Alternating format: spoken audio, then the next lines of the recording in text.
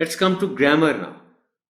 Page 36 of the book and 37, and SLO is number 8.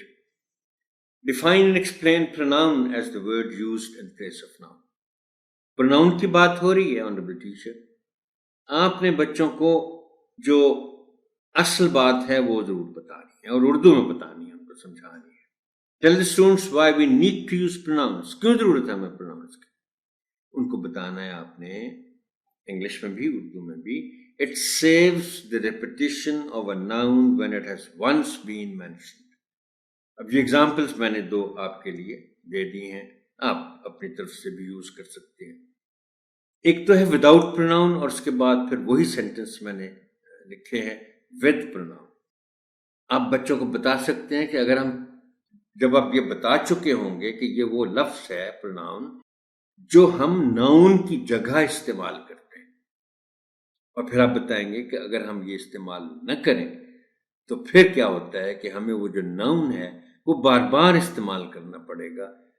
For example, in this sentence, Sarah is a good girl, Sarah likes to read, Sarah is in class 1, Fatima is Sarah's friend.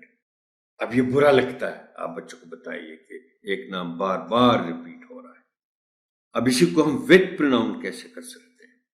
Sarah is a good girl, she likes to read, she is in class 1, Fatima is her friend. अब आप ये board पर लिख दीजिएगा with pronoun भी और without pronoun भी, और ये हाईलाइट मैंने कर दिए हैं जो प्रोनाउन इस्तेमाल हुए हैं, शी और हर. While helping the students in noticing the words used for possession, जैसे हर है, write on the board the pairs of personal and possessive pronouns. Page number 37 पर है, ये मैंने लिख दिए हैं, इसमें आप पढ़ लीजिए. she, her, you, your, I, may, they, their, you, your, we, are, and it, its,